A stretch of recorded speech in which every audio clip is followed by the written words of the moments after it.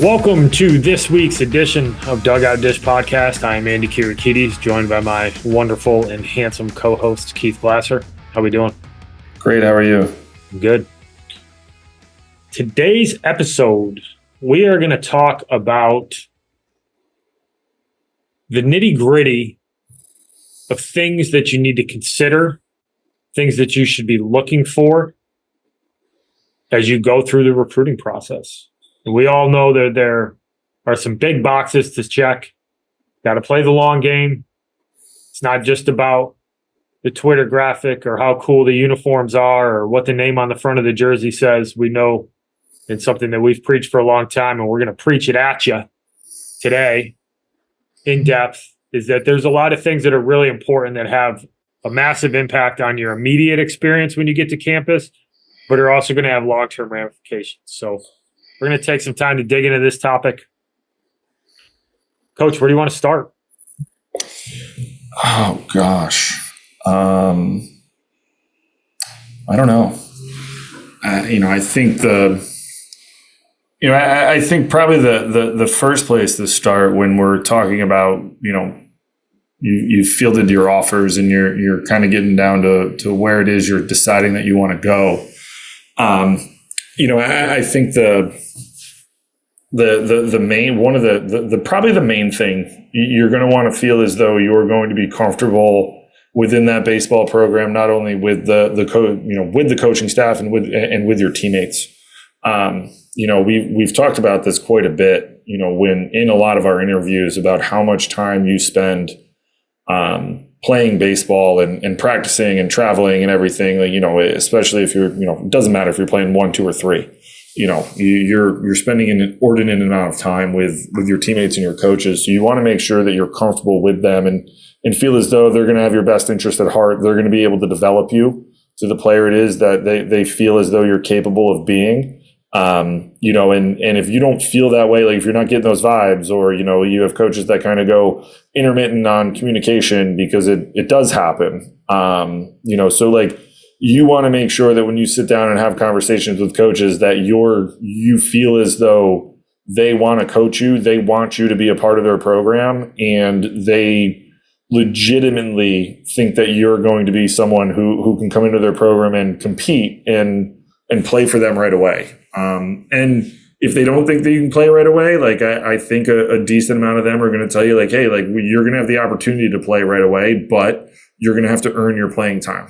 We have a junior or a senior in front of you who started a bunch of games last year and he's good. But knowing those things going in and then saying hey, we're going to get you opportunities. You're going to have plenty of opportunities in practice. We're going to get you at bats. It's what you do with them and how that, kind of pans out. Because the baseball season is a long season. Guys are going to get hurt, and, they need to develop the backup just as much as the front end guys, so that if dudes do get hurt, they want the guys who are behind them to be able to step in, almost seamlessly. So, I think being able to feel comfortable with the program itself from a teammate standpoint and from a coaching staff standpoint is probably the most important thing that I would say. You want to feel as though their communication is clear and, you understand where you fit in. And, because when you get to college, you want to be you want that communication to continue on, that you feel as though you can ask questions and you can go to them with things. And, everyone has an open door policy in college, but you want it to legitimately feel as though you can walk in and ask questions about anything. It might not be about baseball. It might be about life, and class and school and things like that. So, being able to feel comfortable and being able to do that with, the coaching staff that's recruiting you, and also, going on visits and being able to meet with teammates and, future teammates if they are, and see if you feel like you're going to fit in that environment with those student athletes, because, I think that's one of the things that gets overlooked the most. People kind of pick schools based off of offers and, the name, and they get there and they're like, I don't fit in here. And I think that's something that is probably one of the most important things to be able to legitimately be able to figure out, so that you can land at the right place and find the right fit, so that you're good to go program wise and then also academically. The people matter, right? The people that you surround yourself with the other guys that you play with, the culture within a program, the coaching staff, it's hard to quantify how impactful it is and how much impact the coaching staff can have on you, both good and bad. And if you can find a place because you've done your homework and you've gotten a chance to build a relationship with those coaches and you have an understanding of what that program's about, that might be the most important part of your experience. And it doesn't mean that that experience is always easy. But if I put myself in a high school player's shoes right now, or I put myself in a parent's shoes, the big boxes that I want that coaching staff to check are that they're going to challenge and hold my kid accountable when he needs to be held accountable. They're going to get to know him so that they can coach him in a way that is going to be productive for him. It's not one size fits all. There's certainly rules and foundational principles that define each program. But is my son, or am I as a player, going to come out of that program 4 years from now a better person? Right? And a lot of that will be coaching, and it'll be the experiences you have from a baseball perspective. But you hit on some of the other pieces of the puzzle that I think don't get considered enough, which is, can you go to that coach if you're having a tough day, or if you have a life issue that you need to discuss with them? That's not always the case. And if you can find a group of individuals that coach, that provide that type of environment where you can be challenged, but you can also be thoughtful and you can be empathetic and you can show up and work your butt off every day and you can be challenged, like, that's a unique thing. And from an experience perspective, that might be the thing that'll be most impactful for most kids as they go through their process, is that you find yourself in a program where you have to earn everything you get.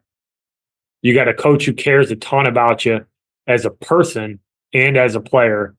You're probably going to come out of that program better equipped to handle the real world when you graduate, because you're going to learn things that you don't learn in a classroom. Yeah, I think along the same lines is, like, we got a text yesterday from, one of our really good friends who coaches at a really, really great school. And I think some of the other things, like, aside from the communication and exactly what you just said, but, like, take into account the school as well. Like, what are you going to get out of that school that's going to help you in life? Because, we talk about college baseball on this podcast. We talk about a lot of different things, but obviously this centers around college baseball. But the reality is, there's an even smaller percentage of college student athletes that are going to be drafted or signed professionally, and an even smaller percentage that are going to go, like, make it to the big leagues. I mean, it's 2024, and I think we're up to, like, maybe 22,000. We can fact check me, but it's like 22 or 24,000 big leaguers in the history of the game. So, like, the likelihood of that happening, even though we all had that dream, the likelihood of that happening is pretty small. When you see all the NCAA commercials, like, we're going to go professional in something else, like, that is the truth for the vast majority of people. And being able to kind of sort through the programs that are going to be able to not only, help you compete and win and be the best baseball player that you can, but also be able to help you once you graduate from school, be it leadership or teamwork or alumni network, all those types of things that are going to be able to help you, better yourself as you continue to graduate and get older and enter into the real world, so to speak. So, I think that those are things, like, and that's, a little bit, I think those are things that kind of get overlooked sometimes when you're going through this process. Like, yeah, I want to go play baseball, and these are things that you want to think about. I'm not like, it might not be the most important thing for everybody, but it is something that you're going to want to think about when you start narrowing down the schools that you are getting offers from, right? Like, I'm not saying like we're just going to cast a wide net of only schools that are super high end academic and have great alumni networks. When you start talking about things like that, like, if I'm getting recruited and I know this one school A is, churning out, a lot of really good, high successful, people that are leaders and all this other stuff. And the other school doesn't really have a strong alumni network and there's not really a lot of, lot going on there. Like, I might lean towards the school that can provide that for me, given that I feel that if all things are equal from a program standpoint. So I think that those are things too that like, people don't necessarily think about going in. And I mean, let's face it, I didn't when I was 18 years old. Like, I just kind of went to the school that I felt like I had the best relationship with the coaching staff and the players on the team, and it worked out for me. And look what we're doing now.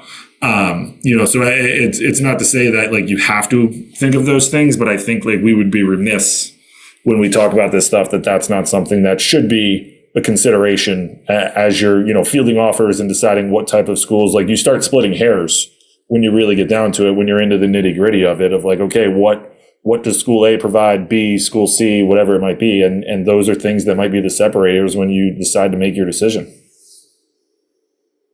No doubt about it. And I don't think we could probably harp on this for quite a while, but the people matter, and getting to know those individuals and figuring out if you're a fit for that program. That's a really, really good place to start. The other thing, and we both come from this background, having worked at really prestigious institutions from an academic perspective, with RPI and William and Mary and Vassar and whatnot, that using baseball as a mechanism to get an education is certainly part of the equation. And it doesn't mean that you have to be a super high-end student to do so, but the academic portion of it needs to be considered. And I understand that a lot of 17-year-olds don't know what they're going to study, or they don't know what they want to do long term. But you have to go in with an idea of what major you're going to go into. And you need to make sure that that school that you're going to is going to open up some doors, or at least have the academic curriculum majors that you're looking to potentially pursue, so that when you leave there after having spent quite a bit of money to get an education, that piece of paper and that degree that you're getting is going to help you in the next phase of your life, right? I think this is particularly important when you start to look at some more narrow focused degrees like engineering. If you want to be a doctor, you need to make sure that they have the curriculum that's going to allow you to go and pursue a PhD and get into med school. Like, there is a little bit of a long game that you need to play, and you hit on it. There's been 23,000 major leaguers in the history of Major League Baseball, which goes back well over 100 years at this point. So just do the math. There's not a lot. So you have to have a plan post baseball, whether your baseball career ends after college, whether it ends after your freshman year, or whether it ends after you play a few years of pro ball. You have to have something in your back pocket, or at least something that's going to be beneficial to you. So taking into consideration the type of degree you're going to get, and taking into consideration the academic portion of this puzzle is really, really important.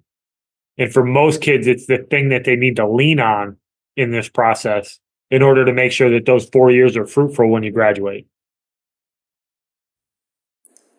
Yeah, I mean, the academic side is, and I feel like a lot of times it's the path of least resistance. It's business, and I'm not trying to say anything bad about business majors. I was a history major, but I think a lot of times it's something that is a little bit, it's kind of viewed of like, well, this is kind of secondary. I'm going to major more in baseball than I am in anything else. And that's, to be honest, that was true of me. But I to your point, like being able to have a plan 1A, because the statistics are going to bear out that the vast majority of people aren't going to be able to play professionally and or specifically make it to the show. So, being able to go to a school where you're going to be able to find the academic fit that you're looking for is something that is undeniably important in this process, because you can find yourself at a school that, you might be not challenged in the classroom. And that doesn't, just as same as it is on the baseball field, that's not really going to pay you any dividends moving forward. You're going to want to make sure that, you're going to be challenged in the classroom to the capability that you're going to be actually learning and doing things, so that when you do leave, you have the skills to be able to succeed out in the real world. And I think sometimes, especially for, and being at RPI, I saw it firsthand. It's a super tough school to get through, and the kids are challenged. In my opinion, I can say this now that I don't work there, sometimes a little bit too much. But those kids were prepared to go and enter the workforce and be successful in what it is that they needed to do. So I think sometimes, you want that challenge, you want to find that challenge, whatever that challenge is for you, you want to be able to find that challenge academically, and I think the same hand, you want to be able to, they go hand in hand, I should say. You want to know that you're going to fit in on that campus as well from a social standpoint too. And I think it's the easiest way to describe it would be, there's liberal and conservative college campuses out there. If you're someone who's a little bit more conservative, going to a liberal type college might not be the best fit for you, and vice versa. So, figuring out those things as well, campuses, even in the Liberty League, they're vastly different, even though the academic profile of some of those schools are very close and very similar. And we're recruiting some of the similar kids, like the campus feel at, RPI and, U of R or RIT are different, so it's same thing at, Union and Skidmore and Bard and Vassar and Ithaca. I'm only using those schools because we played in that coached in that conference for 10 years. So those campus feels are far different campus to campus. So you're going to want to make sure that you get to those campuses and kind of get the feel of what it is. And that's why, we always tell people that you should, try to visit some schools, get what the feel is during the summer. And it's hard when there aren't students there, but that's why it's critical to go on visits during, in September to kind of get a feel for what campus is like, and, talk to a professor, talk to the student athletes and the kids that are there to kind of get the feel for what that looks like, so that you have an idea of what you're walking into, so that you have all the information in front of you to make the best decision you possibly can. 100%. It's actually interesting looking back at it now, having coached. It's really cool to see what some of our former players have accomplished off of the baseball field. I mean, we had one of your former players on the podcast a while back who was, and we probably should check in with Mr. Jensen, but you're talking about a guy who's on the doorstep of flying in Top Gun. That's pretty cool. You don't get that closer now. Oh, so cool. We haven't, as last I heard, which was about a month ago, he's a lot closer, which is cool. But it is it's one of the unique things of, and I'm sure this is true anywhere you coach, but I think it's one of the unique things when you're in the high academic world. You have some kids that, come through and go do some super cool stuff that you never really fathomed were a thing. I had a guy who actually just got published, finished with me and then finished up at Delaware, Chris Crome, who he just got published on, it's something about, essentially he's trying to build satellites that can resist UV rays up in space so that they stay up longer, and we can save more money with not sending so many satellites into the atmosphere. Which at no point in my life until he said that I ever think that was something that was a thing. But he just got published and wrote an article about some of this stuff, and I'm super proud of him and what he's been able to accomplish. So like seeing things like that is super cool. It's not just flying fighter jets is pretty cool, but that stuff is just as cool to me. And being able to see their successes from afar is why you did this in the first place. Yeah, having watched guys become lawyers, doctors, entrepreneurs, starting their own businesses, finance. I mean, the list is pretty cool from some of the guys that I had the pleasure of coaching.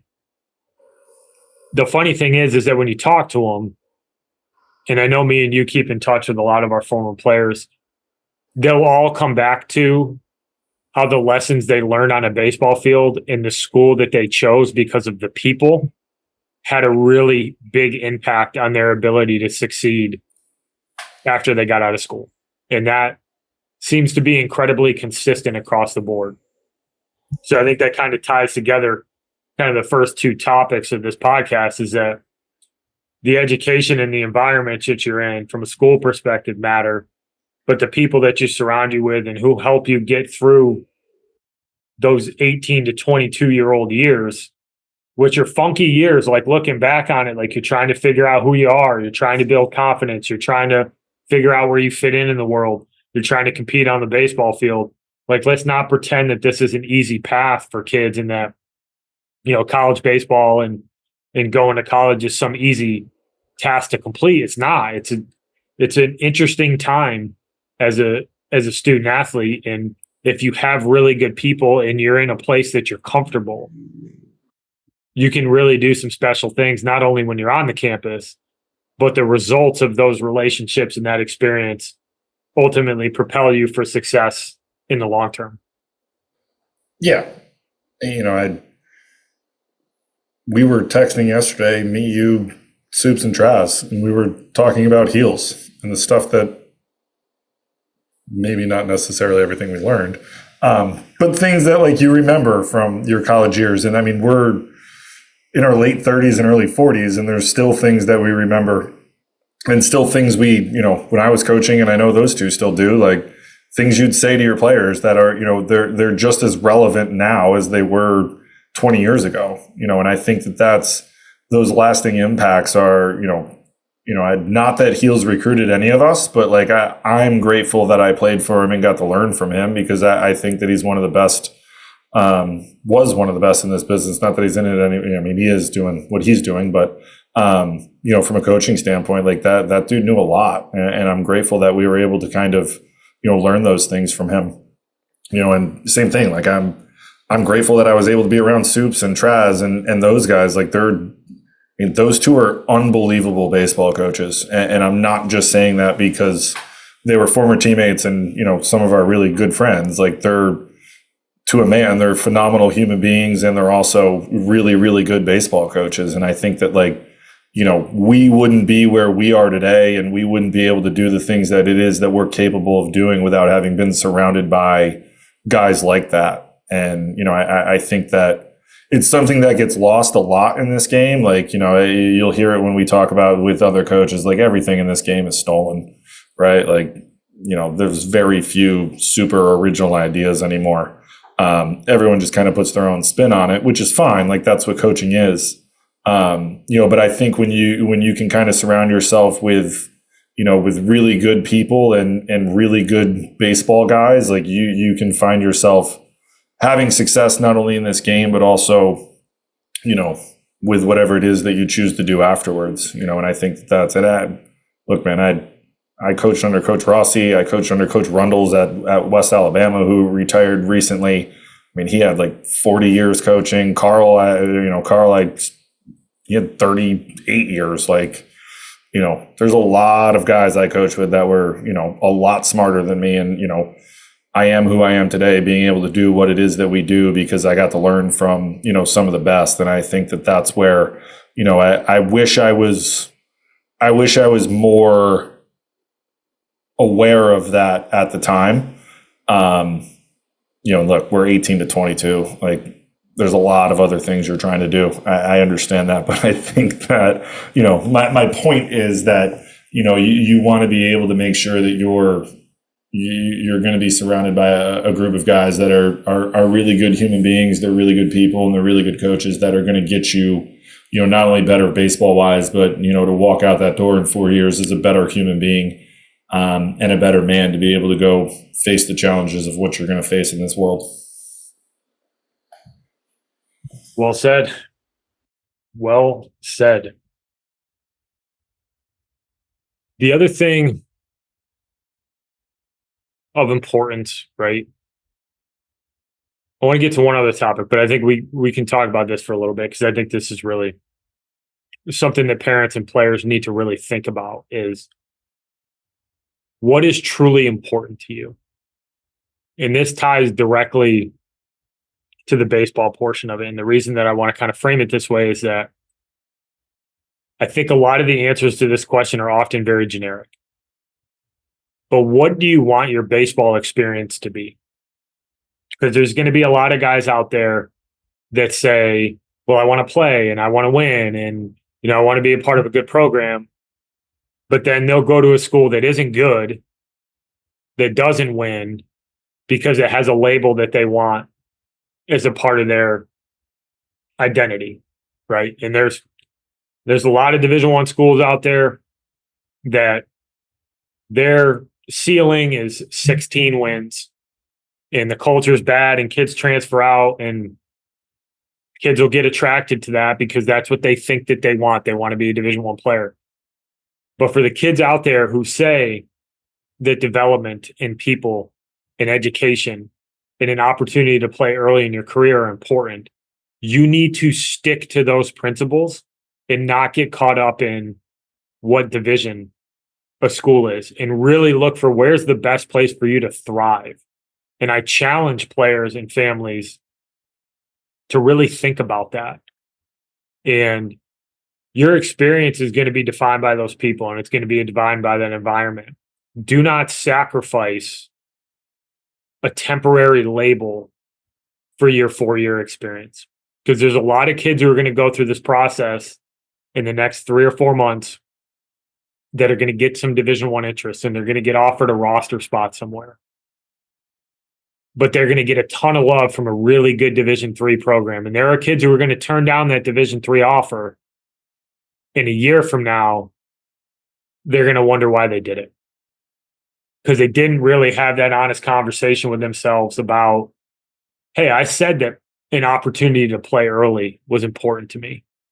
I said that playing for a coach who really wanted me to be there was an important thing to me. But then when push comes to shove, I took a jersey so that I could say I was a Division I player. And I promise you that most kids who make that decision will not be happy with the outcome. And you need to really have a heart-to-heart about what you want to get out of this, because if you go and sit somewhere for 3 years, and make no mistakes, make no ifs, ands, or buts about it, you need to earn everything you get regardless of what program you get into, right? Just because you get offered a Division I roster spot and you go to a Division III school, it doesn't guarantee you're playing there, period. You got to earn it. But opportunity at different places is often easy to assess, right? The number of phone calls we've had, the amount of communication, the visit quality. What does that look like? And if you're getting a ton of interest from a school, it's probably because they really want you there, and they probably have plans for you to be a part of that solution or a part of that program moving forward.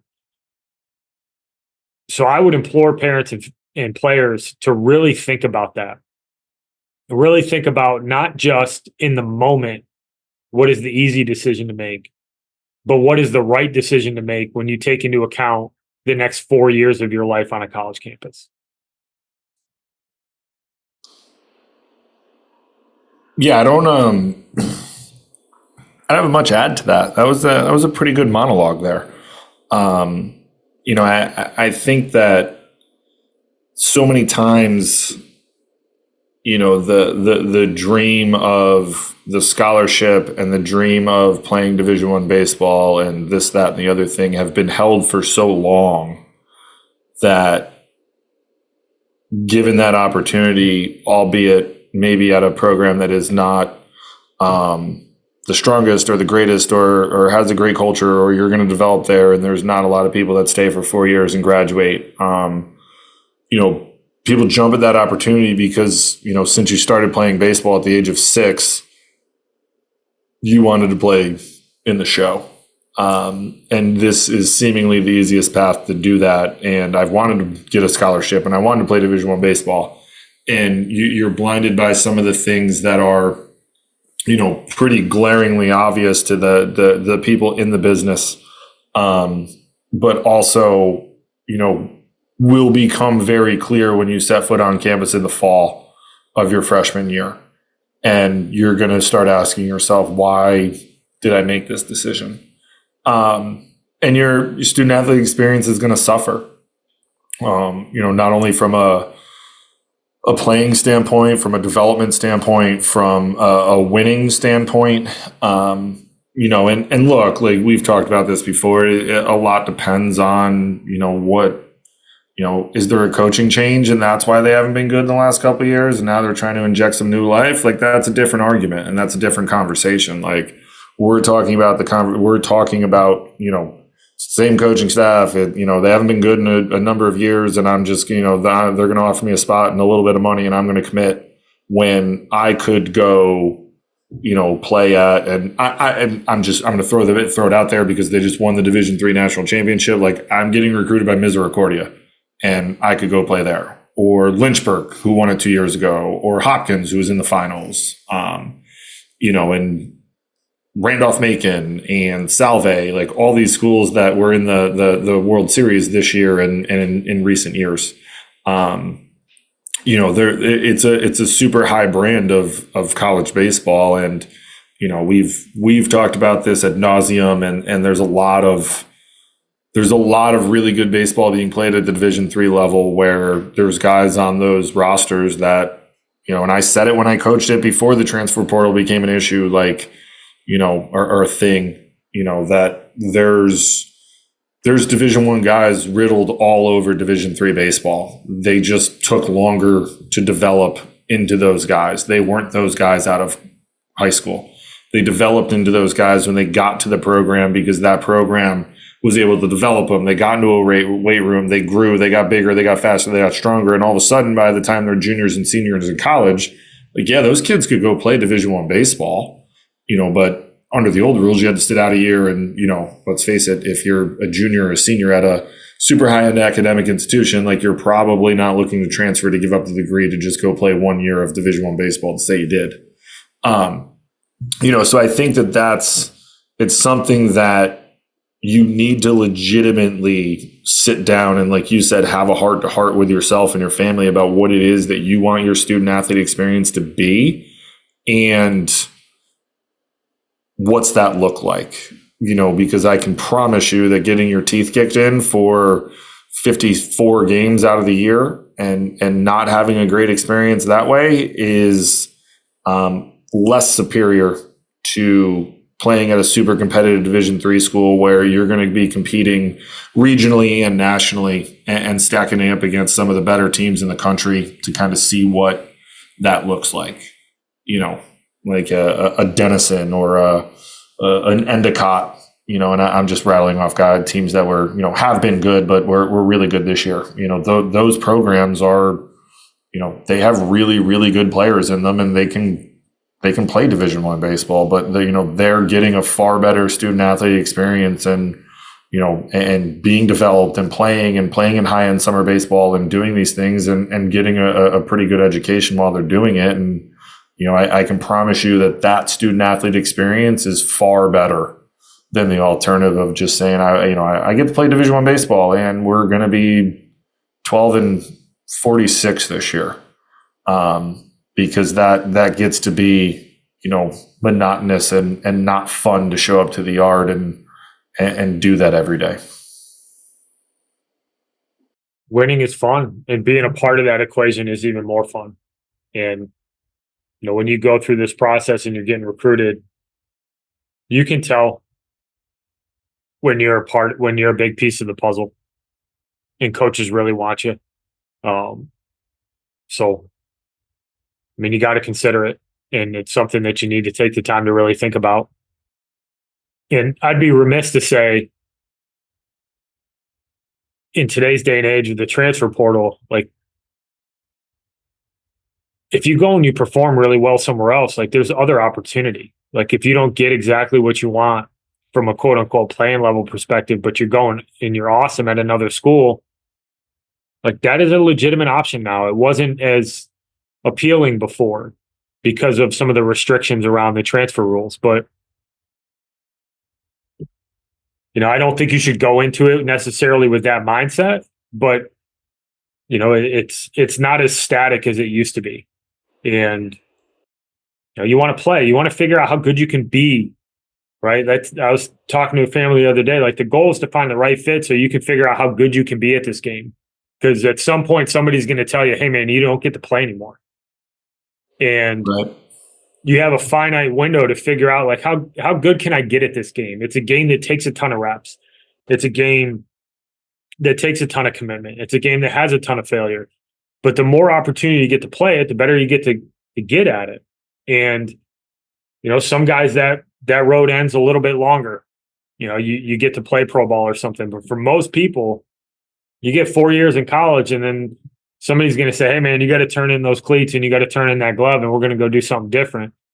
You want to make sure that the place that you go fulfills you from that perspective, that you feel like, hey, I legitimately had an opportunity to figure out how good I could be at this. And that I had the opportunity to be a part of a program that wins, that is successful, that you're playing for something. Like, competing for a conference championship or going to the NCAA tournament or going to the College World Series at the Division III level, I think is a lot more fulfilling for people than going to a Division I school. And the idea of success is that you finish as one of the top 6 teams in a conference. And hey, if you get a chance to be a high scholarship guy and you get a chance to be a part of a Division I program, like, go ahead, go do it. I'm not saying don't go play Division I baseball. That's not what I'm saying. But if you're one of those fringy guys where the Division III opportunity presents itself, really think about what that 4-year experience is going to look like. Because I think it matters. And, if you come out and you have a really good experience because your coach is awesome and you get the degree you want and you're a part of a program that wins and takes it serious and the program's run really well, you're going to be a lot happier. I couldn't agree more. I was thinking as you were saying this, and I can get behind, and I'm not endorsing this. I'm going to say this. I'm going to say I'm going to get behind it, but I don't endorse it. But I can get behind the idea nowadays of, like, if a kid is a Division III kid, let's say, and, they've developed, they're really good, blah, blah, blah. Like, I can get behind the idea of a kid who might want to transfer out and try to play Division I baseball if they're looking to play more baseball, have a full fall, practice, have individuals and be around the game a lot more and things that you can't do at the Division III level. Like, I can understand that that thought process and that mindset, which led me down a road of, I just thought of this, like, I would be interested in the next couple of years because I think they're going to try to quell some of the transfer portal stuff. Like, I would be interested to see, like, what Division III decides to do, because I could see them in an effort to suppress some of the transferring that's going on of guys leaving, of allowing coaches to do more coaching at the Division III level. That's not to say that there's, like, a mass exodus of Division III guys. I'm just saying I could see that being a thing where it's like, well, why only? I mean, you can have more days now in the fall, but it's still 4 days a week. Like, let them have a full fall. Like, what does it matter? Let them go practice for 35 days in the fall. Like, I coach at RPI. It's one of the tougher schools in the country. Like, I know that my guys after the fall had numerous days during the week where they could come hit with me for 30 minutes and it wouldn't put any wrinkle into their day. Like you could do individuals at that level, and you can develop guys more, and guys can be around the game more. And I think the other argument that I always made this argument when I was coaching, like it provides me an opportunity to be around my players more and keep tabs on them, not only from a, not that I'm trying to, know everything that's going on, but I can make sure that they're going to class. I can make sure that they're up on their schoolwork. I'm not going to get blindsided by them getting a 1.8 that semester because I haven't heard from them in, 3 months because technically they don't have to do anything. So I always kind of thought that was a something that they should do. And I would be interested to see if that's something that, kind of comes down the pike a little bit, to allow coaches to have a little bit more of an off season and a little bit more of contact with their players outside of the traditional season in their kind of non-traditional segment that allows coaches to be able to coach a little bit more, keep tabs on their players, and make sure that they're doing okay mentally, make sure that they're doing okay in the classroom, and also be able to coach them and develop players so that when you get into the spring, it's not just a race to try to get everybody on board and in the fastest and healthiest way possible, which I don't think is the best way. So. For any of the Division III coaches out there that are still coaching, I'm behind you on that one. I'll be your spokesperson. I think that that's something that should be thought about and kind of brought to the forefront. See if maybe that is because I think it benefits everybody. It benefits the student athlete, it benefits the coaches, and it benefits the program to be able to kind of do those things. So legally, obviously, So I think that that's something that would be. Interesting to see over the course of the next couple of years, because I think some things are going to change. I don't know what they are. This is just conjecture at this point, but I do think they're going to try to start doing some stuff to kind of quell all of this portal stuff. Yeah, sorry, I got on my soapbox there of an idea. I agree with you 100% because I never really bought into the idea that not having them do anything was the beneficial thing to do at the Division III level. I think that most of the kids were 18 to 22, they thrive on structure. And it's not that you're micromanaging them, but even if it's an hour and a half of time a week that you get with a kid in an individual, that's 3 30-minute sessions. I think that there's value in them having to show up to things, and it's not I agree. A baseball thing. It's, to your point, it's a personal thing. I agree. And I think let's face it, we coached this game for 25 years together, combined. We didn't coach together, but everyone knows what we're saying. But I don't care what level of baseball you're playing, whether it's 1, 2, or 3. If you're playing Division III baseball, and those are kind of the restrictions that are put on you. It doesn't matter if it's baseball, lacrosse, football, hockey, whatever. Those kids are there to play that sport. They actively want to be able to go do things with their coaches. It's not just a hobby. And I think that that's something that gets lost in the Division III world of they're here at this school and they just play baseball. They're here to play baseball and win and compete and learn things about themselves and failure and how to pick themselves up and do those things. And you're not allowing the coaches to be able to instill a lot of those things over the course of half of a year. It used to be you got 16 days. You literally coached for 16 days in the fall, 4 days a week for 4 weeks. And then that was it. You were supposed to be really good in the spring. And it's not necessarily, yes, it is about wins and losses, but you can get guys better if you have more days in the fall, obviously. You can get guys better if you have individual time to be able to work with them. You can also make sure that they're doing okay. That's a big part of making sure, especially your freshmen. And that was one of my biggest arguments, and we're getting a little off track here, and I'm sorry, but that was one of my biggest arguments with freshmen at the Division III level. Yes, you get a relationship with them during the season or during the recruiting process, but they don't really get a feel for you as a coach until they're damn near done with their freshman year of college, because they only get you for 16 days.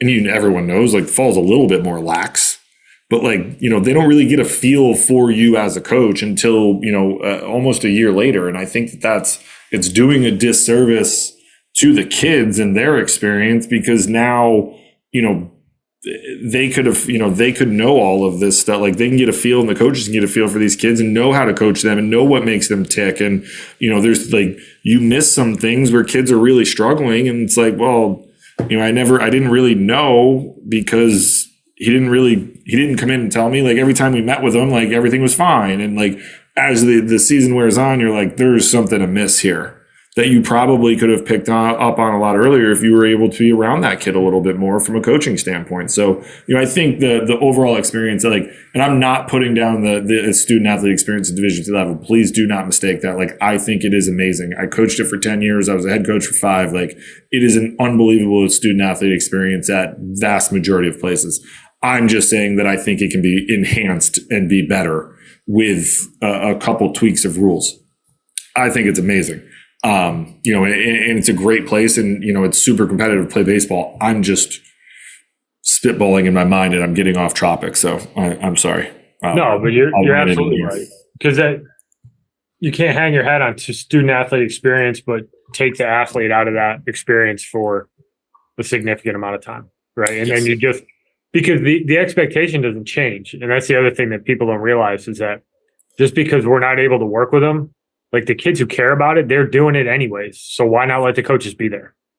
That was always my stance, is that I got kids coming down to hit throughout the day in October and November when the weather's decent, but I can't go down there and work with them. But they're down there anyways. So like, they're taking time out of their day to do it. Let's have a little bit of supervision in there. Let's be able to guide these kids and be a part of that, because, ultimately those kids want to get better. Like, the level of give a shit at the Division III and Division I level for the athletes who are there, who really care, it's not any different. No. They still lift. They put in all the extra reps. There's just less, quote unquote, mandatory activities. But the expectation is that, our fall ends middle of October. You don't just put down the bat for the next 6 weeks or 8 weeks and then come back in January and we'll get it started again. Like, no, like, now's the weight room. Now's time to put some adjustments into your swing and, get that stuff done. So I agree with you 100%. I think it's not about, it's about enhancing it, is really what it comes down to, is that there's a level that it could get to that could make that experience even better and not take away from the student portion of that experience. Thank you. Thank you for coming to my TED Talk tonight. The other topic that I think we got to cover before we end is, because it's real, is the financial piece. Baseball is not a full scholarship sport, even at the Division I level. And there's outliers where you get into the NIL money and that kind of stuff. But let's be honest, there's the vast majority of Division I schools aren't dishing out NIL money. And there's a lot of Division I programs that aren't fully funded. So the financial piece is important.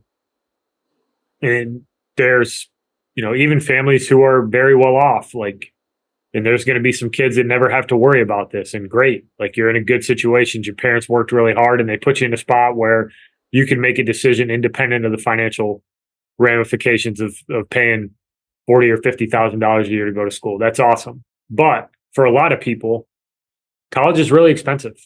And you need to take that into consideration when you're looking at some of these schools, and make sure that you're targeting schools that are going to be in an area financially that are going to make sense for you, right? So if you're a New York State kid, you need to think about those in-state schools, because the cost of the education is going to be significantly lower.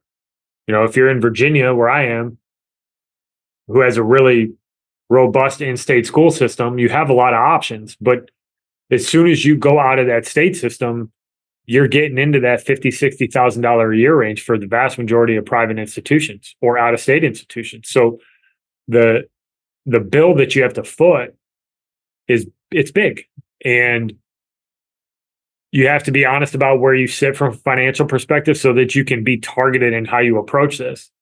The other piece of the puzzle is that the academics really factor into this, and you can leverage your academic success into more money, academic-based money, that is available to you because of how well you did in school. And it's something that we preach to everybody that we work with, but you want to make sure that you're putting your best foot forward in the classroom because one, it keeps doors open, but two, it will have financial ramifications down the road. And even if you're a Division I guy, if they're able to stack and you get a 25% baseball offer, which is the minimum, but you get yourself another 15 or 20% because you did really well in school and that place is an academic fit for you, like all of a sudden you go from having to pay $20,000, $25,000, or excuse me, having to pay $50,000 a year to like, oh, all right, well, now the bill's down to 25 because I was a good student. And that's a big piece of the puzzle for a lot of people. And I think it's the one other thing I would want to add to this is that I think that junior college baseball is going to really see a significant uptick. It's obviously really talented. We've talked about this before. There's a lot of junior college programs that pump out Division I scholarships, guys, like it's going out of style.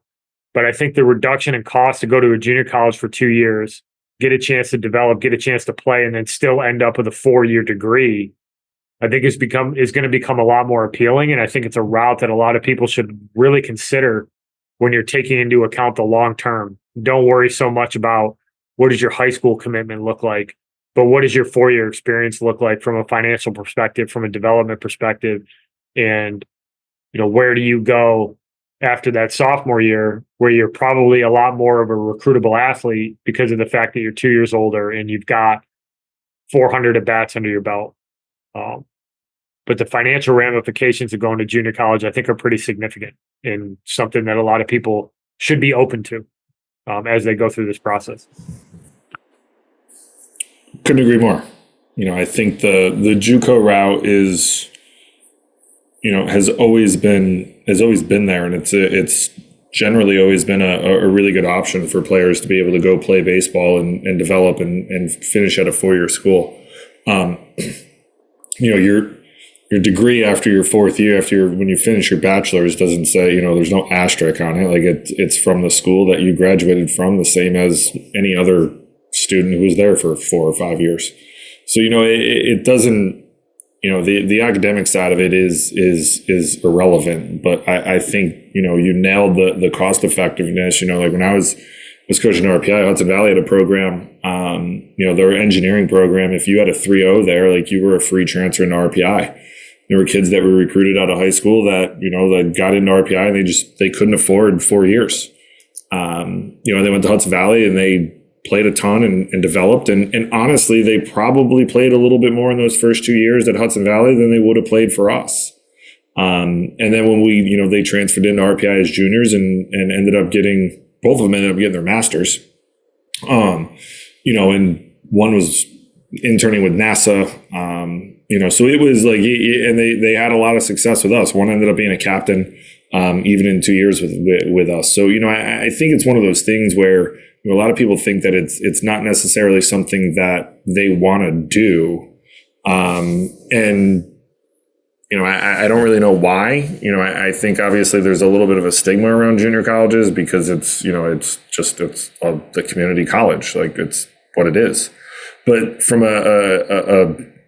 there's a lot of people who have gone to community colleges and found a lot of success afterwards, not only in athletics, but I think especially when, I think one of the other options too that you have nowadays is, the kids that might necessarily not have played a whole lot as freshmen in college who then are looking to transfer, but you don't really have the stats to really put up to go transfer somewhere else, or you don't have the video, or when they come see you, like maybe you were hurt, whatever it might be. The JUCO route is a great route because you can go play 14 or 15 games in the fall. You can play 50 plus games in the spring. And there's a lot of innings that are available to be able, if you're a pitcher, and there's a lot of innings that are available if you're a hitter, to be able to kind of get those innings and that development. And there's no real rules. Like you can play baseball 24/7, 365. So like that development piece, especially for, some younger guys, if they're, they're a little bit of a, they're looking to transfer, and, I think it's a worthwhile look and investment, because you can bang out a lot of the courses you need, and then you can transfer where you need to go. But the academic piece, there's not much I can really add on to what you said. Like, it's super easy when you coach at a high academic school to be able to just kind of be like, all right, well, these kids can't get into this school, and it's super easy. The other part is the better your grades, the more doors are going to stay open to you. And the other part is you hit the nail on the head. Like, the amount of academic money that's available to you is just as much as anyone else. So, if you have really good grades and you have strong test scores and you took, take some APs or IB credits, whatever it might be, like, you're going to command a little bit more academic money, and that lowers your total cost of attendance. And, now schools that you thought might not have been affordable become affordable because you get scholarship money, or you get a boatload of academic money at a Division III school because they can't give athletic scholarships. When things become affordable for you. So, the importance of being able to stay on what you need to do academically in high school is paramount. I wish I did a little bit more when I was a kid, because I probably would have got a little bit more academic money. But it's something that I wish a lot of people, and your parents harp on it, and, it's something that, till they're blue in the face, they're going to tell you that you need to get good grades, but it's very true, because it's going to leave more doors open for you, and you're going to command a lot of academic money, which in the long run is going to, lower your cost of attendance, and you don't have to take out hundreds of millions of dollars worth of loans to afford going to college. That is correct. Any other tips? Any other things that you think families should be considering that are important? I mean, I think we covered a bunch of them. The people, the academics, the environment that you're in, finances, thinking deep about what you're trying to get out of the experience. Like, anything else you want to add? I would probably the only other one I would add is how comfortable of a distance is enough for you to be from home. And I say that because if you're looking at high-end academic schools, the vast majority of those high-end academic schools, and specifically if you're looking in the Division III world, are from New England to the Mid-Atlantic, we'll call, right? So, it's not to say that there's not good schools elsewhere, but I guess the comparison I'm trying to draw here is, like, if you're a West Coast kid and you're looking to go to a small liberal arts type college or a STEM school, and you're looking at a U of R or an RPI or a Tufts, and you don't want to go to, University of Washington that has, I don't even know how many people they have, but I know it's a lot more than those schools. You're going east. Are you comfortable jumping on a plane and going east and playing college baseball? And there's a lot that are, right? Like, go look at the rosters. I had multiple guys from the West Coast when I was at RPI. I know that the schools in that conference do. You recruit out west. The Ivy Leagues do. The NESCACs do. Like, Hopkins does. A lot of those schools do. So I think that, and there's guys from Texas. There's guys from Florida. Like, they're everywhere. So I think that that's one of the other questions. And I'm saying it's specific to that, but you pull that thread. Like, are you comfortable only being within an hour, a 2-hour radius of home? Are you comfortable being, is it okay to be 5-6 hours away? And what does that look like? And I think that's a conversation to be had, and what, like the drive to DC could take you 3 hours. It could take you 9 hours. Who knows what that's going to look like. So, like, are you comfortable with that? And, I think that those are things that you want to be able to kind of take and you should think about as well, because, coming from the West Coast and going east can be a little bit of culture shock, and vice versa. Like, if you're getting recruited by West Coast schools, like, hey, like the West Coast schools are going down to Georgia and watching kids play. Like, they're coming to the East Coast and watch kids play. They're going down south. Are you comfortable jumping on a plane and going to the West Coast and playing out there? So, or going from, the north to the south or the south to the north. Because every Northeast kid says they want to play in, South Carolina. And my video just went away, so I'm sorry if you're watching on YouTube. But I think it's one of those things, like, you want to be able to make sure that you're going to be comfortable going as far, like, what's the comfortability of the length of distance and time that you're willing to go away for college. Because I think, you can end up getting homesick. You can end up getting, you might not want to be a plane right away. So there's all those things, that's probably the only thing I would add to this conversation, but is that, those are something that you want to kind of take into consideration, because the last thing you want to do is get on campus your freshman year and be like, damn, man, I'm way too far from home and I can't handle this, when you probably had other opportunities that were closer to home that you could have, jumped on earlier and kind of felt like you found the better fit there. So that would be the only thing I would add to this conversation. No, and I think that's a valid point and something to really strongly consider, because, it's one thing to be able to hop in a car and get home. It's another thing to have to get on a plane.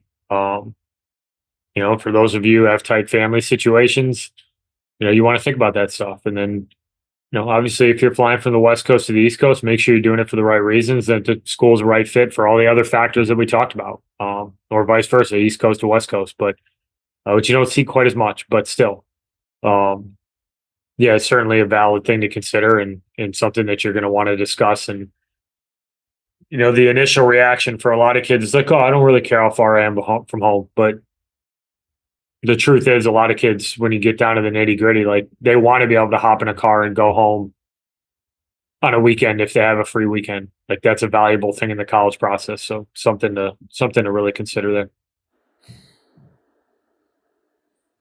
All right. Well, I think we covered that one tonight, Coach. Yeah, I think we nailed that one. Any closing remarks? Nope. All right. Well, thank you, everybody, for listening. Join us next week, and we will talk to you soon. Thanks, everybody. Thank you for listening this week. If you're watching on YouTube, go ahead and hit that subscribe button and smash that like button for us. Check us out on Apple Podcasts, Google Podcasts, as well as Spotify. You can follow us on Twitter and Instagram at EMD Baseball. If you want to find out what me and Keith do to help families and players navigate the recruiting process, go ahead and check us out on emdbaseball.com. Take a few minutes to check out our new online academy. I promise you'll get some good information out of that. Thanks again for listening. Check in with you next week.